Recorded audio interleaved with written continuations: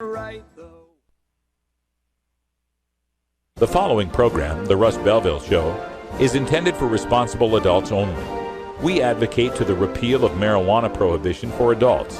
We discuss the science, culture, and controversy about America's marijuana laws. We do not advocate any illegal activity and encourage all listeners to learn their state and federal marijuana laws. Opinions and claims made by guests and advertisers on The Russ Belville Show are their own, and The Russ Belville Show cannot be held legally responsible for their validity or reliability. Viewer discretion is advised.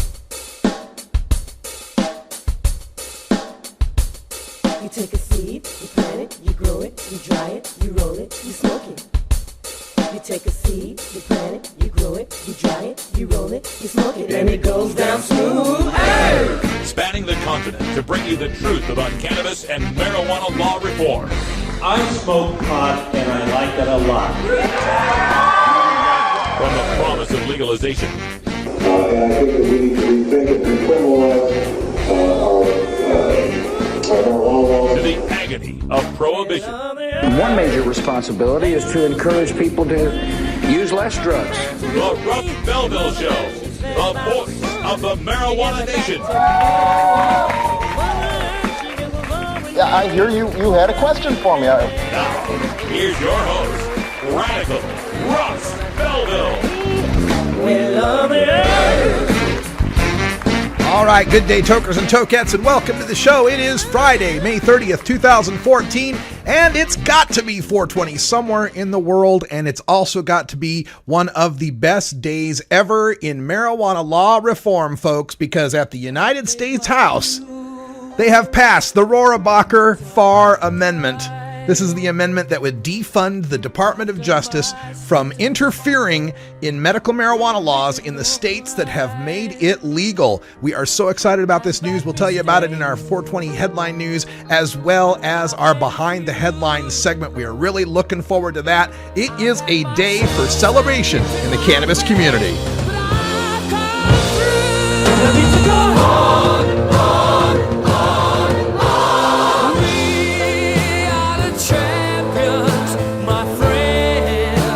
Also on today's show, we've got a visit from Bradley Steinman, an activist turned defense attorney here in Portland, Oregon. We'll talk to him about his background and what he sees moving forward for legalization and his work in the state of Oregon to reform marijuana laws. Also, we'll have time for a radical rant at the end of the show. We're going to tell you why we're pissed off about piss testing.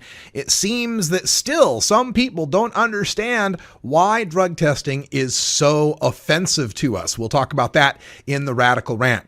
Also on the show today, we'll have time for our Daily Toker Tunes. Our last time that we're going to have Daily Toker Tunes here in this first hour. We are moving Daily Toker Tunes to hour 2 starting next week. So you'll get your music break at 4:20 Pacific instead of 3:20 Pacific. So Herb Thrasher joins us for the Rockin' Friday Daily Toker Tunes. He's going to send us out on the Russ Belville Show with some music by Fifth on the Floor. And he'll tell us all about those guys when we get to him in Daily Toker Tunes. But first, we'll get to the 420 headline news. In addition to having that great news coming out of the United States House, we've got news from the Denver County Fair, a DUI trial in Long Island that has shocked the local media. We've got people giving away weed from the Bay Area all the way to Seattle, Washington, and Fresno's getting sued by the ACLU. And in Montana, activists are going to collect signatures to repeal medical marijuana. Tell you all about that in the news coming up next here on the Russ Belville Show.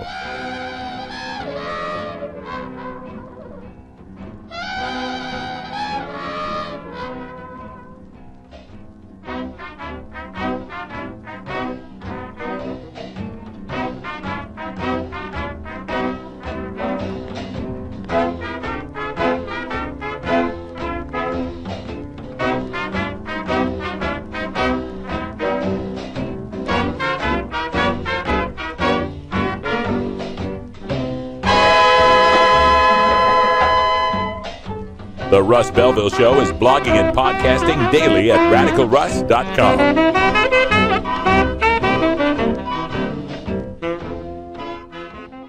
Hey, tokers and tokettes, Radical Russ here to introduce you to my friend Matt and all the staff at Lush LED Lighting.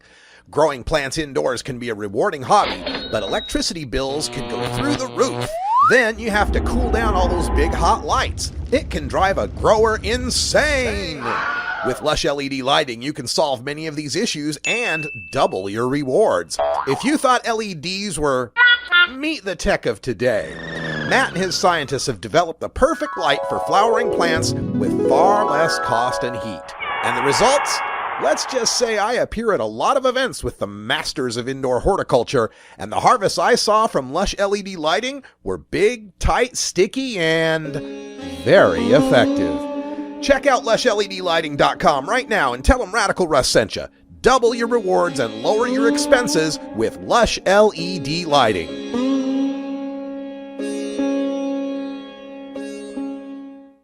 .420 Radio, the world's voice of marijuana legalization.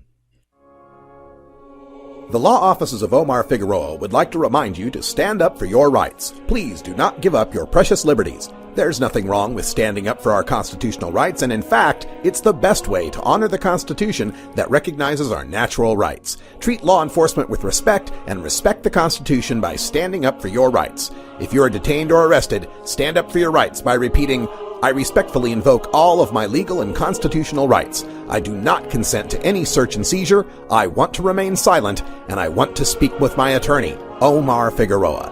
Omar Figueroa has more than a decade of experience in federal and California courts and graduated from Yale University, Stanford Law School, and Trial Lawyers College. Please contact the law offices of Omar Figueroa at 415-489-0420 or 707-829-0215 or on the web at omarfigueroa.com.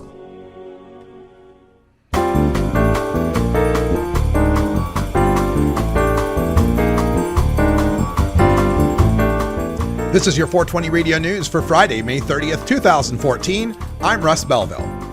The United States House of Representatives has voted 219 to 189 in favor of defunding Department of Justice federal enforcement actions against medical marijuana states.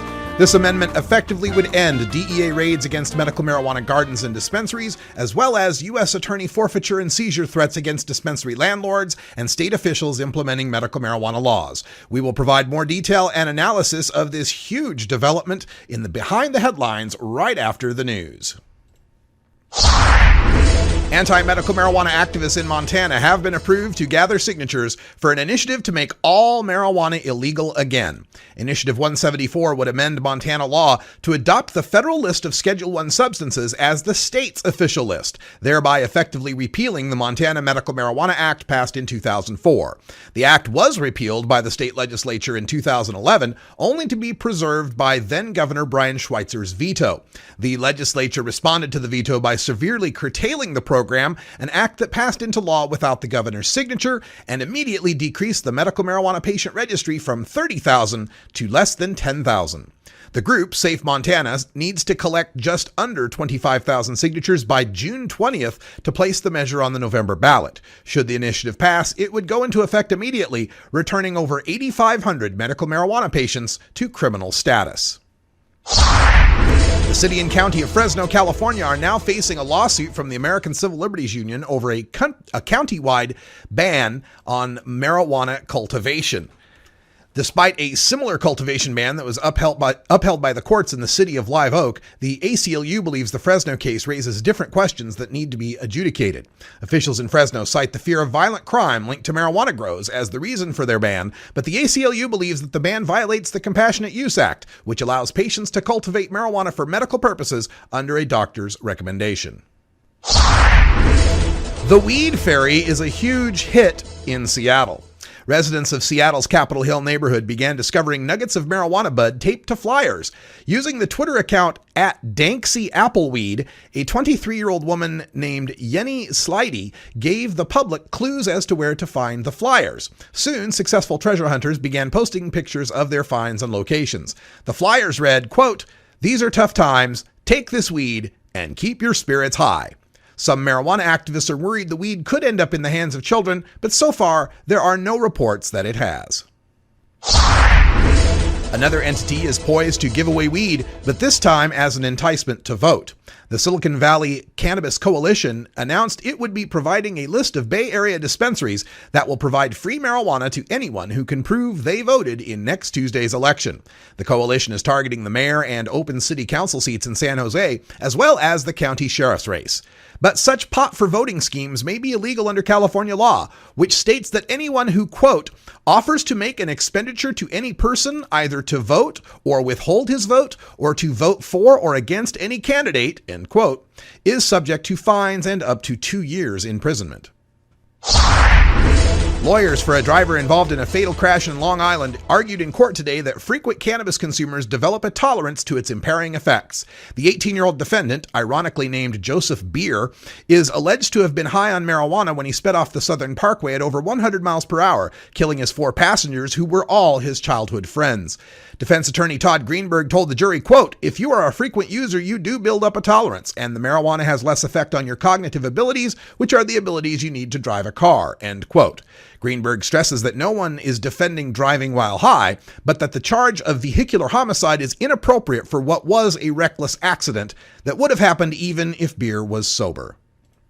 The Denver County Fair is canceling its beer pavilion and doubling the size of its marijuana pavilion. The fair has featured a marijuana pavilion for the past 2 events, though it is not any sort of open-air marijuana use or display situation. The pavilion features joint rolling contests with oregano, ribbons for best plants, as judged in private and shown publicly in pictures, best homemade bong, and other pot-friendly events open only to those aged 21 years and older.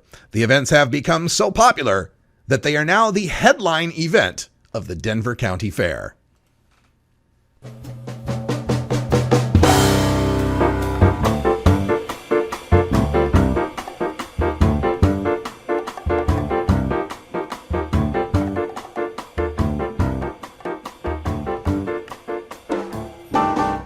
This has been your 420 Radio News for Friday, May 30th, 2014. I'm Russ Belville. Transcripts of 420 Radio News are available at our website at 420radio.org. Click the main icon to access the archives. You're listening to The Russ Belville Show on 420radio.org. When we come back, we'll take a deeper look at that Rohrabacher-Farr amendment banning the government from policing medical marijuana states. We'll be right back.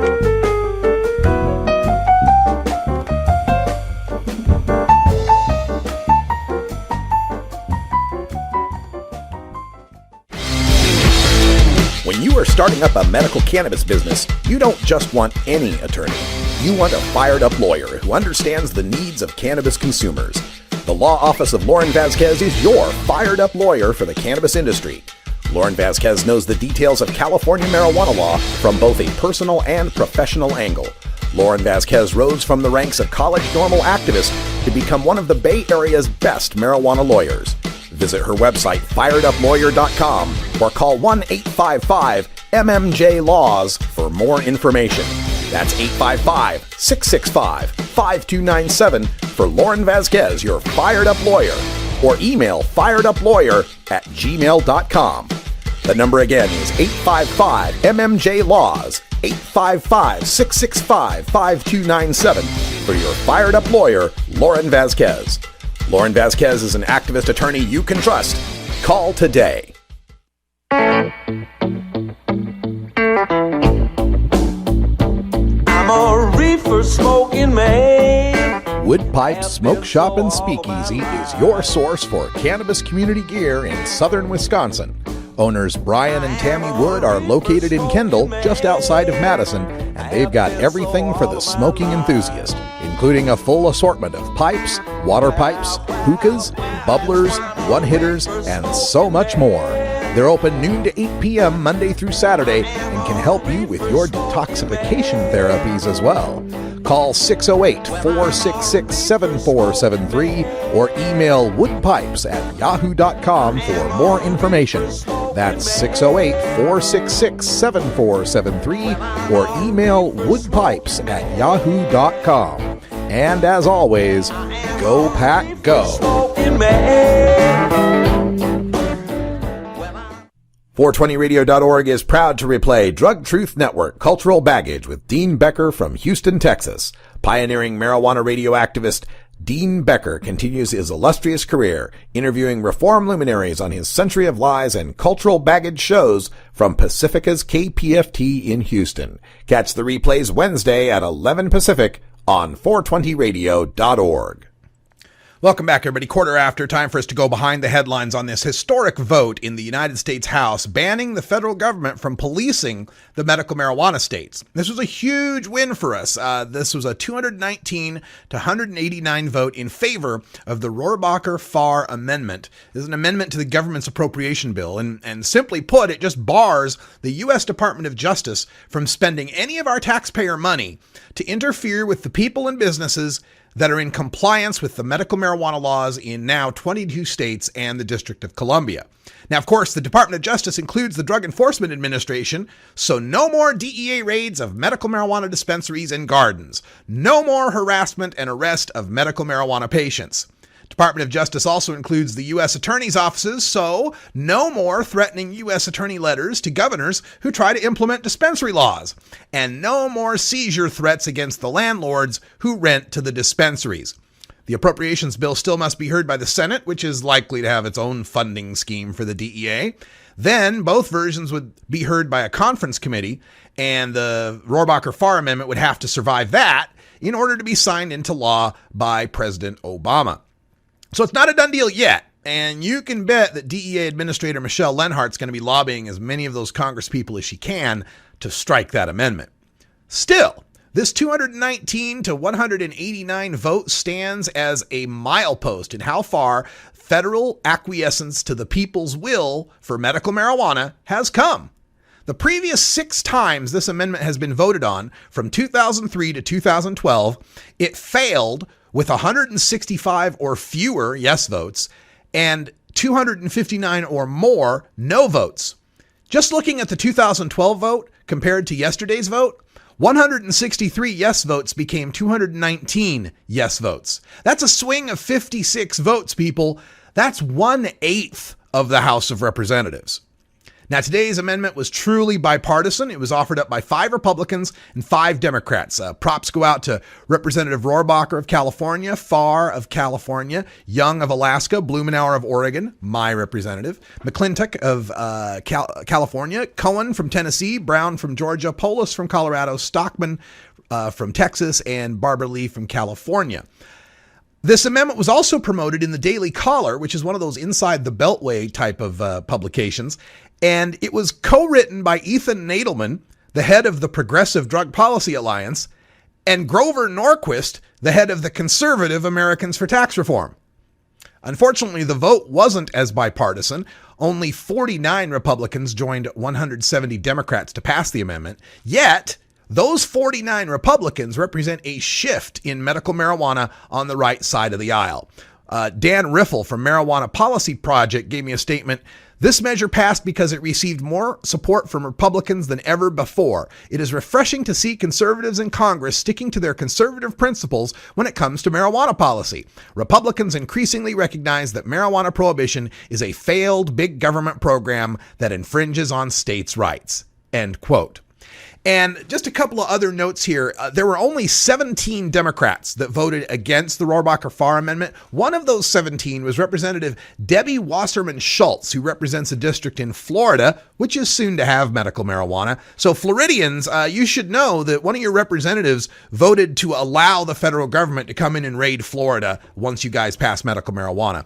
Also interesting to note, Debbie Wasserman Schultz, the representative from Florida, is the head of the Democratic National Committee's DCCC campaign, whatever it is. It's the one where they try to fundraise. In fact, got an email from her today begging for some money for the Democratic Party. Gosh, Representative Wasserman Schultz, maybe you shouldn't have voted to allow the DEA to come and raid me and my friends here in the state of Oregon. Sorry, can't find my checkbook. Another point to note here, Kevin Sabet must be absolutely crestfallen over this vote in the House. He's gotten desperate, folks. Checking out his tweets, he sent some tweet out about it's sad that the House voted to voted to allow Colombian cartels to grow weed in the forests and the public parks. How desperate do you have to be, Kevin? My goodness. See, what the amendment does is it doesn't allow the DEA to go after people following the medical marijuana law. So if you can find for us, Kevin, a medical marijuana law in any of the states that allows foreign nationals to come in and plant on public land, then your point makes some sense. But of course, it makes no sense because no state allows that. It's just more scaremongering from Kevin Sabet and the Learn About Project Sam crowd, much like the cries of the T-Rex as it sinks into the tar pits after the asteroid hit. Have you ever met that funny reefer man? A reefer man. Have you ever met that funny reefer man? A reefer man. If he said he swam to China, he would sell you South Carolina. Then you know you're talking to that reefer man.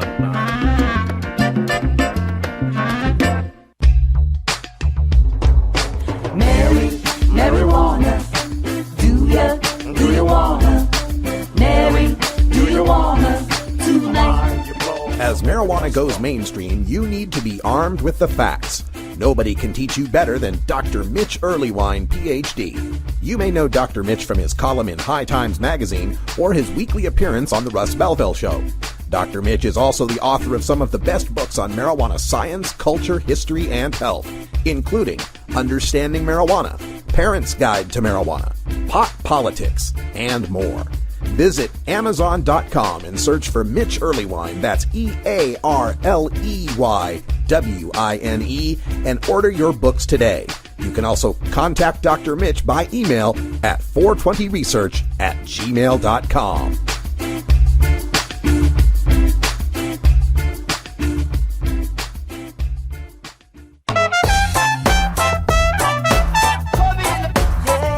Support the Russ Belville Show. Text the word Russ to 420-420 and connect with the National Cannabis Coalition. You can also send $10 to the Russ Belville Show right from your smartphone. That's Russ to 420-420. In the afternoon, if I'm home, I smoke marijuana. You're listening to Radical Russ on the Russ Belville Show. Marijuana, yeah, yeah. Oh, I got my ganja. Georgia. Hi, this is Willie Nelson, and I need your help. Our marijuana laws are terribly unfair, and they make criminals out of law-abiding citizens. Nearly 2,000 Americans are arrested every day on marijuana charges, and we are unfairly destroying the lives and careers of hundreds of thousands of people simply because they smoke marijuana. These are not criminals. They are average citizens like you, good neighbors who work hard, raise families, pay taxes, and contribute to their communities. And it's time we stopped arresting responsible marijuana smokers. We need your help to end marijuana prohibition once and for all. It's the fair thing to do. For more information, contact NORML, the National Organization for the Reform of Marijuana Laws. Call toll-free 888-67-NORML or visit their website at norml.org.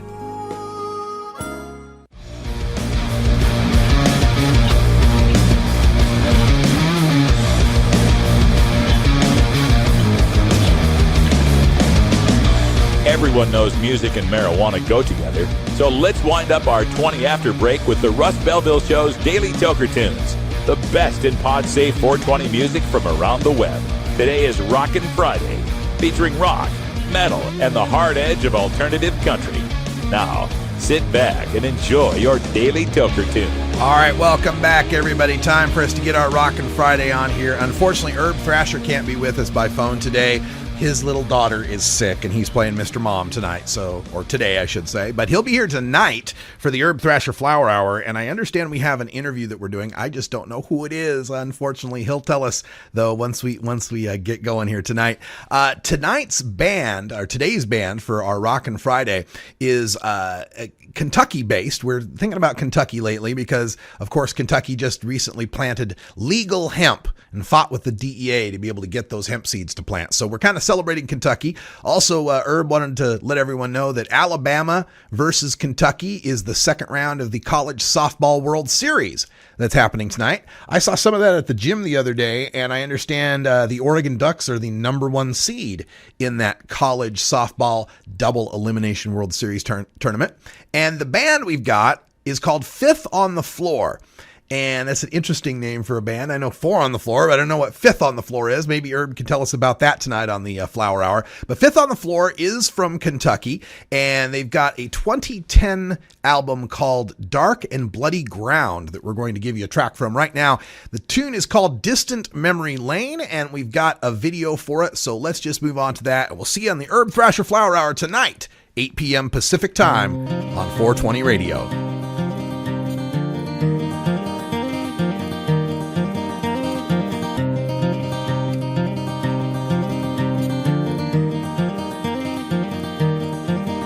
Well, I left last night on a midnight train. Cold rain like tears on my window pane. There's no game for a man when no one knows his name.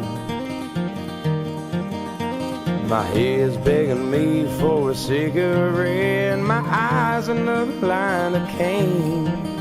My heart's another memory on distant memory lane. I don't know nobody worth knowing these days, but my boots know every place. And it's a race to put some more lines on my face.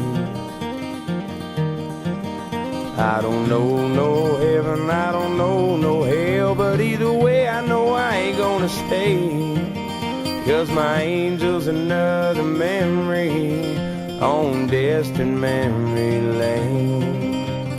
Rambling, rambling down distant memory lane. I know that I will never see you again. Lonesome, lonely, that lonesome midnight train. Your eyes are another memory on distant memory lane.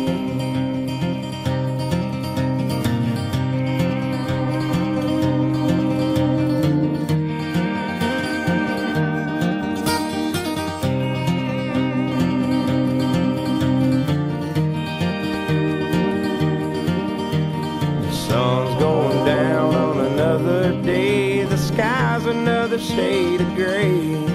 This damn train keeps moving, my heart keeps slipping away. I don't know what's ahead, but I know what's behind. 1,000 miles in your smiling face. But there's just another memory on distant memory lane. Rambling, rambling down distant memory lane. I know that I will never see you again. Lonesome, lonely, that lonesome midnight train. Your eyes are another memory on distant memory lane. Oh.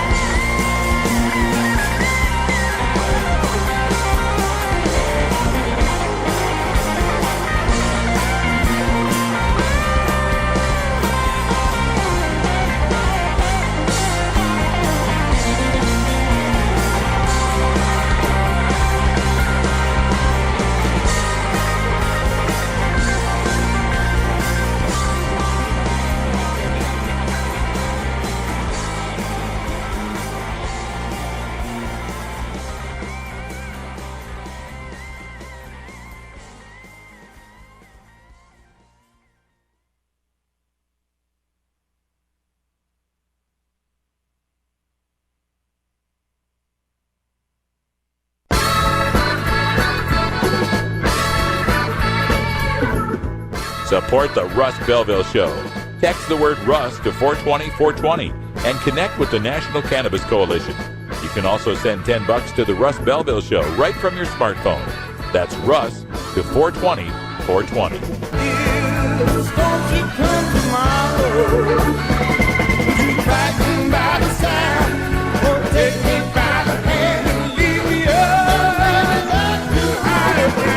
You're listening to Radical Russ on the Russ Belville Show.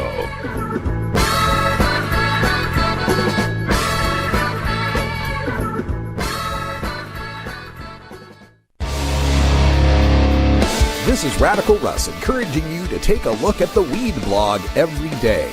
Johnny Green and the staff at the Weed Blog are on top of all the latest developments in the fight to end marijuana prohibition nationwide. You can even get the Weed Blog on your smartphone by installing the Weed Blog app for iPhone and Android. If it's about weed, it's on the Weed Blog, including my original writing. So don't delay. Read the Weed Blog today. 420radio.org presents the Herb Thrasher Flower Hour with Herb Thrasher and Radical Russ from Portland, Oregon.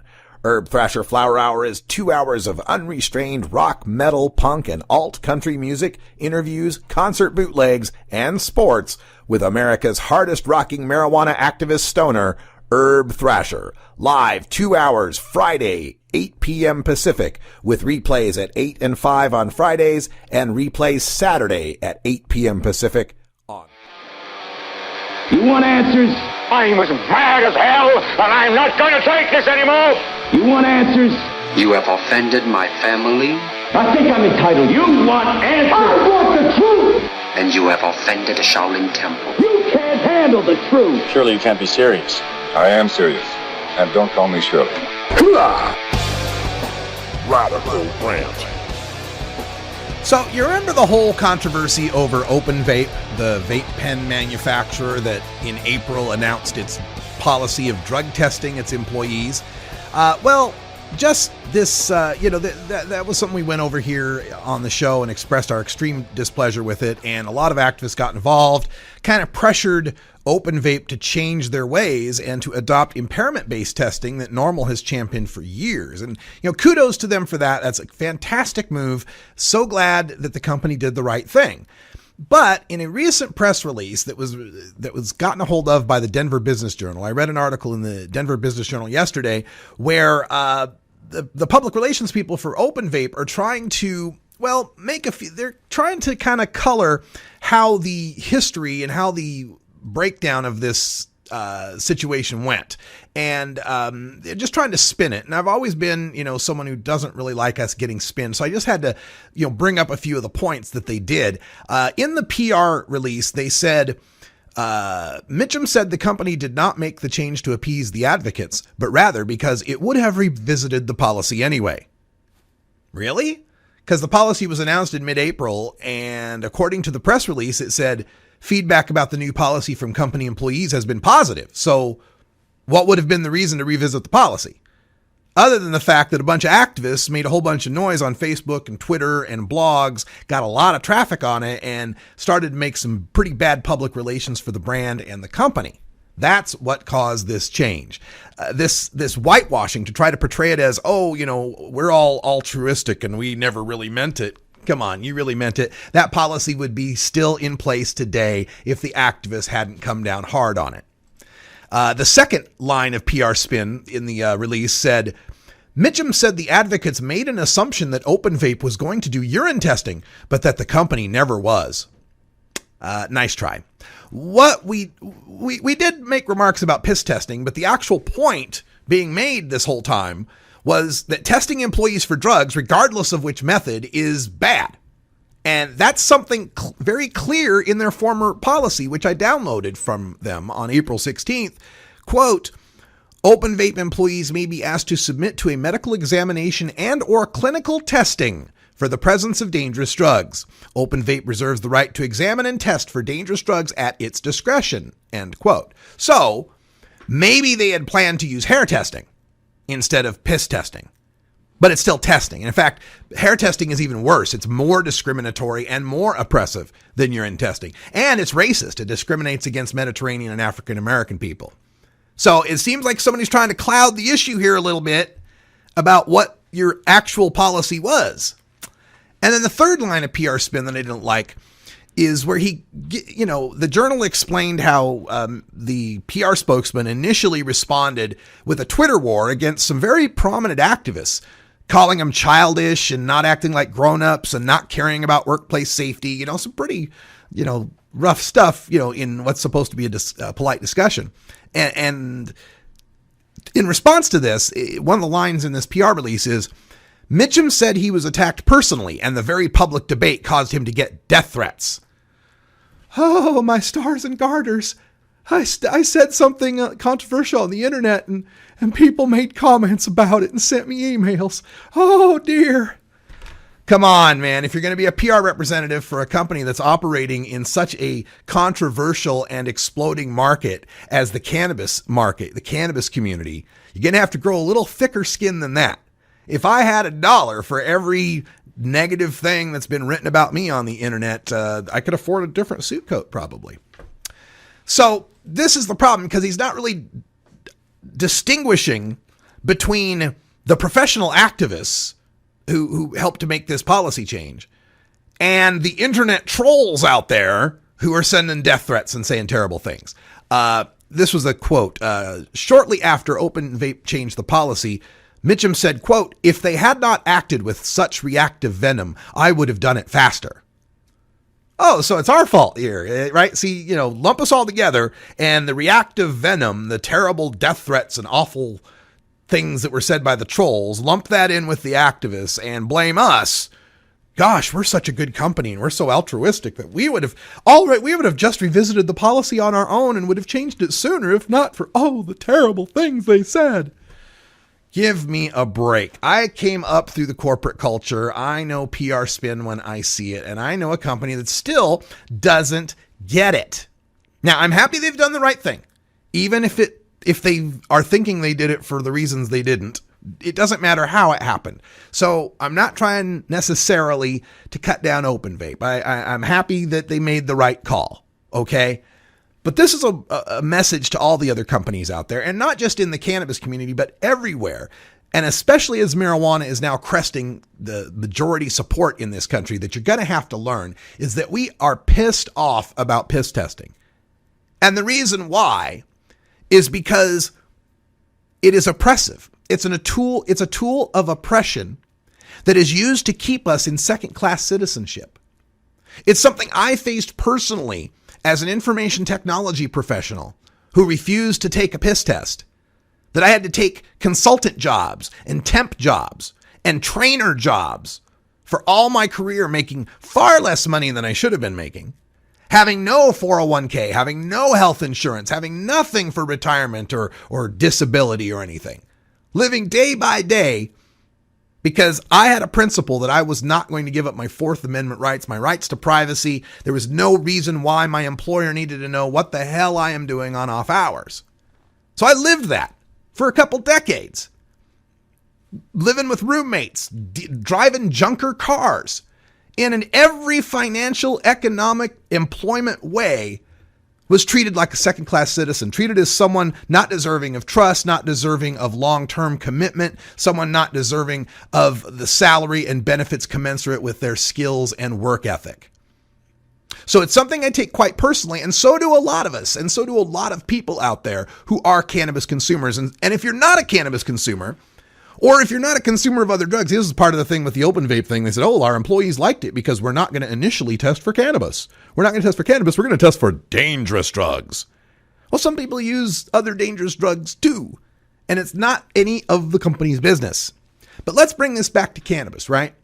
The reason that we're so pissed off about piss testing is it's a tool of oppression meant to keep a class of citizens down. So if you don't smoke pot, let me give you some analogies. Maybe you can wrap your mind around what we're feeling here. Imagine we're in a dystopian place where gay sex is punishable by jail and asset forfeiture. Like America, a few decades back, not too long ago, like some, Arabic countries, Muslim countries, right? If you're known to be gay or caught having gay sex, by God, that's punishable. We can put you in jail for a long time and take all your stuff. So get that in your mind. Being gay is really illegal, okay? Now imagine that there's a gay test, that there's a simple way of testing whether you're gay, right? I don't know what that test would be. Too many jokes I could make, but I'm not going to.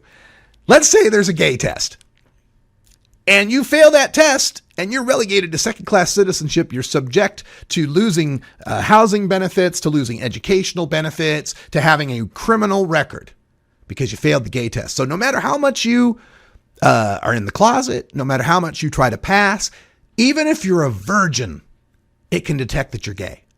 So even if you don't engage in it for a long time, you go celibate for a while before the gay test, they can still detect it for weeks at a time. How would you feel about gay testing? How would that make you feel? That's how we feel about piss testing for pot smoking. That's how we feel. Now, I know some people would critique that. They'd say, Russ, come on. Smoking pot, it's a choice. Being gay, well, that's your identity. That's yourself. You're born gay. You're made that way, right? And of course, I concede that. Absolutely. However, having gay sex is a choice. You may have the desire and the wiring and the orientation to want gay sex, but having the act of committing gay sex is a choice you're making. Just like I have a desire for marijuana, I like its effect on me. It makes me feel good. It's part of my identity. But I choose to grab that joint or choose to grab that bong and light it up. Now, I know this is kind of a controversial point, so let's change it just a little bit. Let's not talk about it being a gay test. Let's talk about it being a Catholic test. Because nobody's born Catholic, despite what, some folks might say. You're not born Catholic. You choose that. That's something in your mind. That's a sense of your identity that you choose, a way you choose to live, the type of people you choose to be around, the types of morals and ethics that you adopt, the way you view the world around you. Now that's illegal. You can't be Catholic. And we have a Catholic test. We can find out for sure whether you're Catholic. Even if you don't really go to church that often, right? Go to mass, right? Haven't gone to mass in a month. We can still detect it though. There's a Catholic test and it's perfectly legal to discriminate against you, to not hire Catholics, to fire people for being Catholic. You lose your student loans, you lose everything for being Catholic. How would you feel as a Catholic about Catholic tests? Hell, how would you feel about it as an American? So if the idea of a gay test or a Catholic test for which there would be instituted legal discrimination pisses you off, now you're starting to understand how we feel about drug testing in the workplace, about drug testing for our kids to be able to go to school, about drug testing for every employment opportunity that might come our way. That's how we feel about it.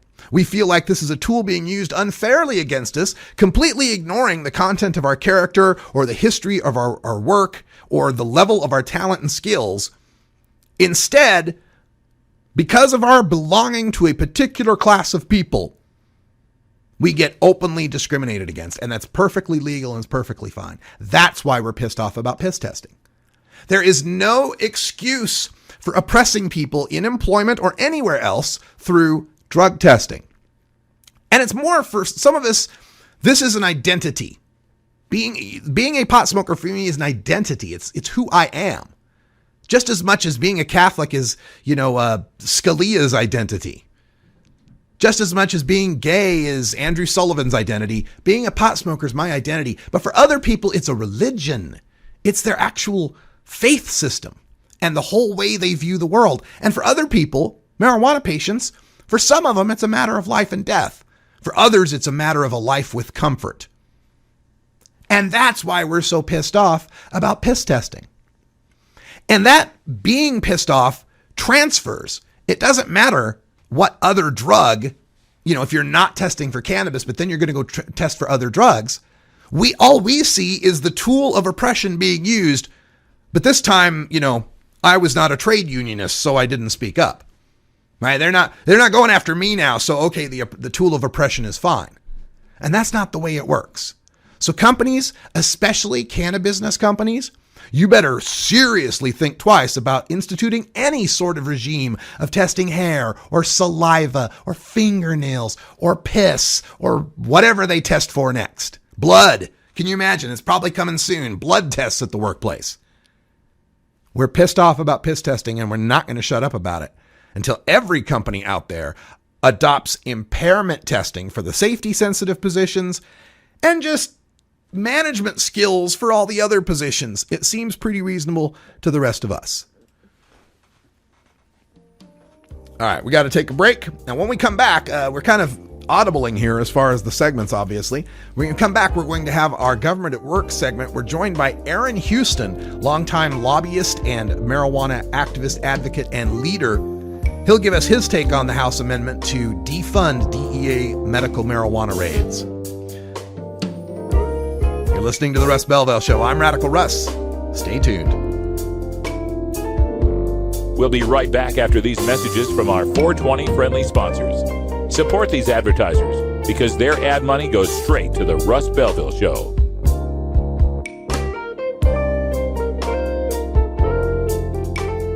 You're tuned into the Russ Belville Show, the voice of the marijuana nation.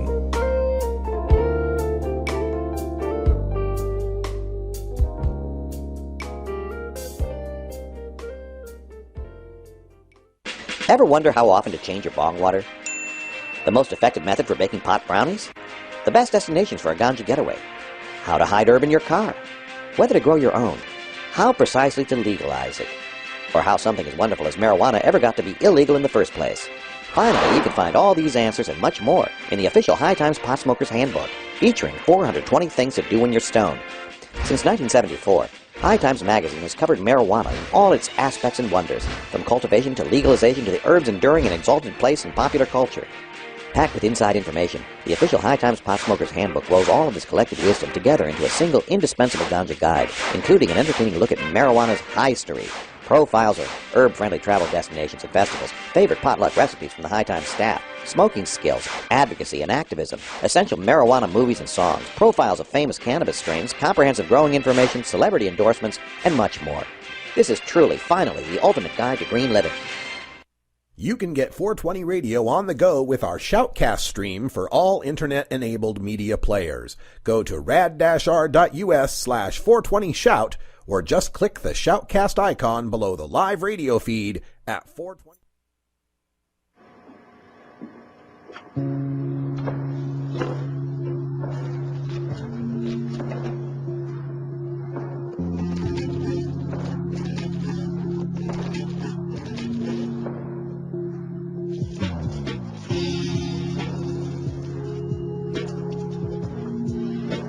One joint contains as much cancer-causing tar as 4 cigarettes. Marijuana, it's more harmful than we all thought.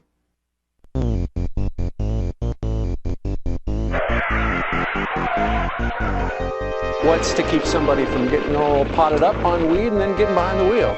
The Russ Belville Show reminds you to never smoke and drive impaired. Hang out for a while. Share.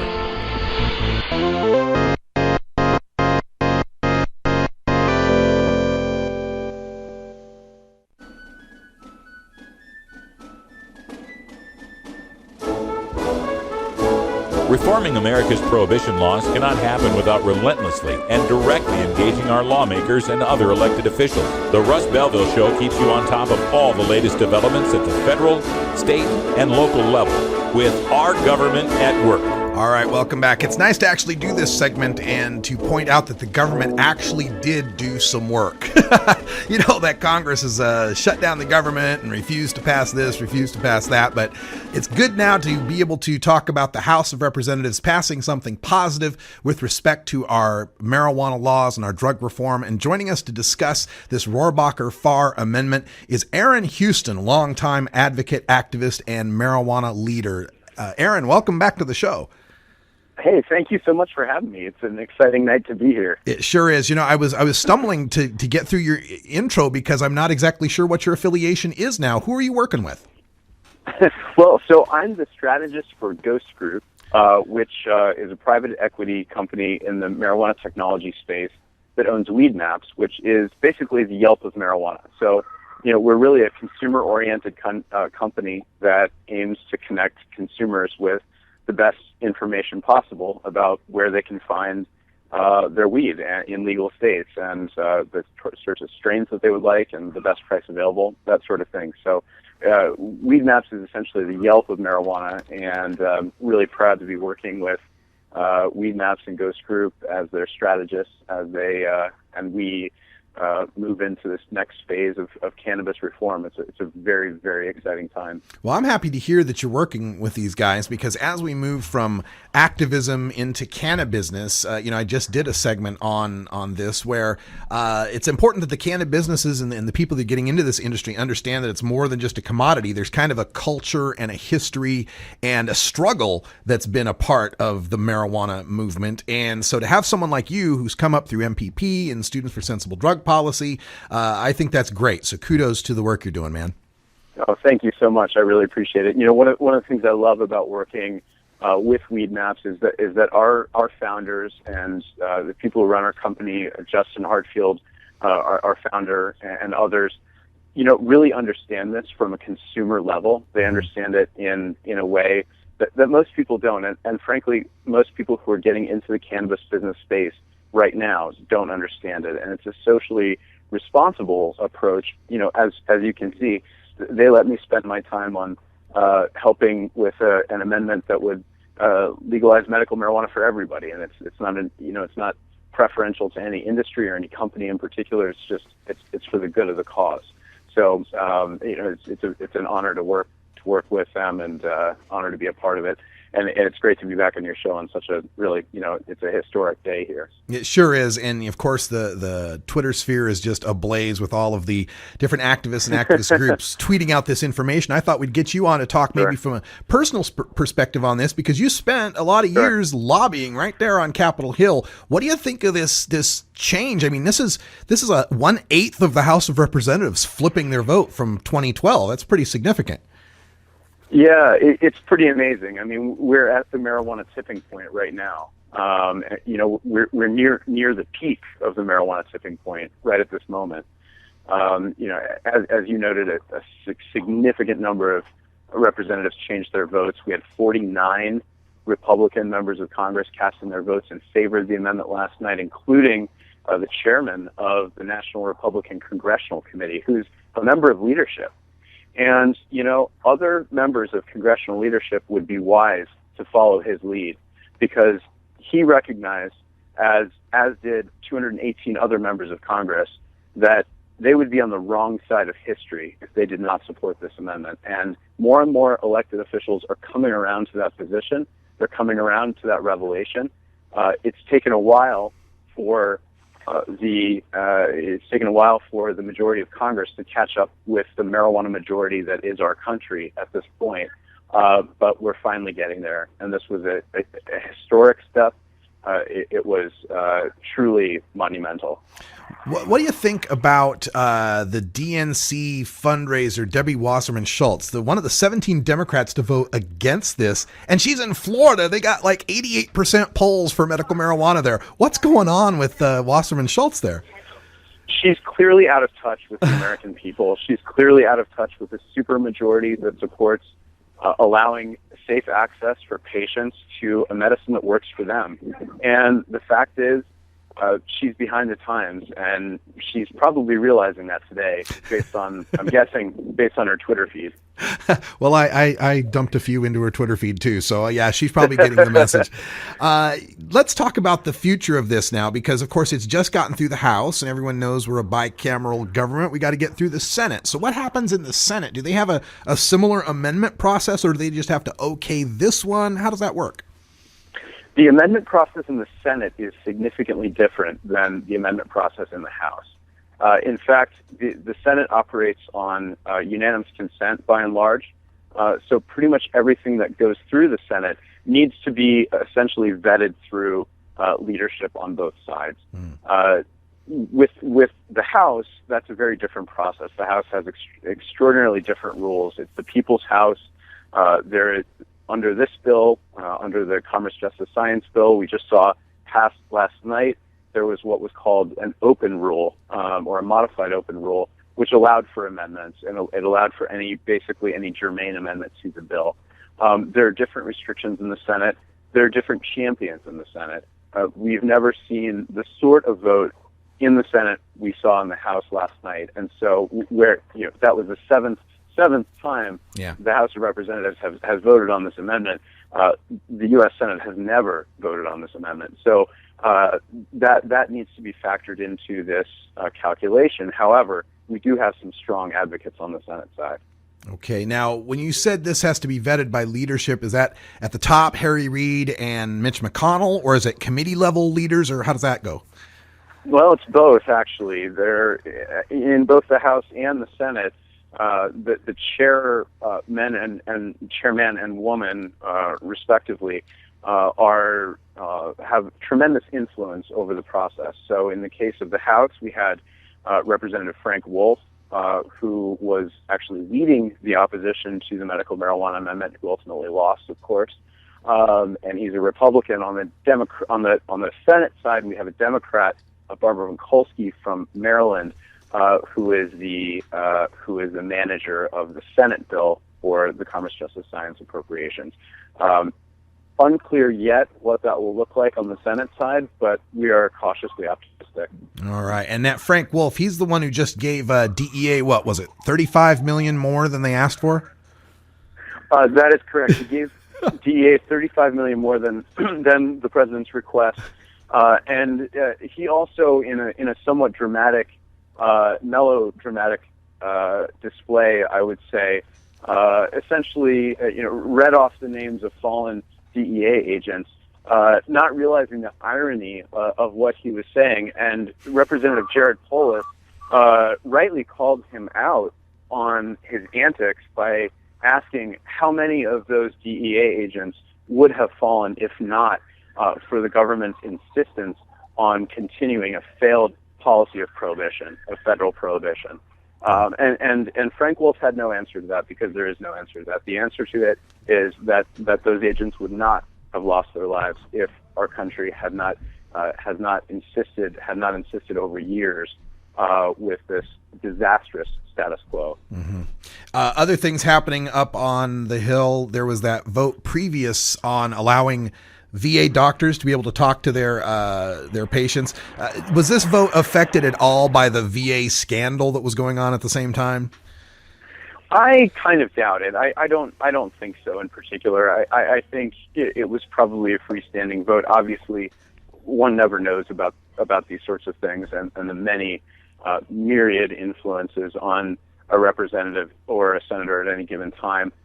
But I would say that it was a very helpful and logical harbinger for the vote that occurred last night, in the sense that it really brought home for representatives what they're voting on. It's either compassion for people who have sacrificed a lot, or it's voting to continue the status quo of punishing them for taking a medicine that works for them, just as Debbie Wasserman Schultz shamefully did last night.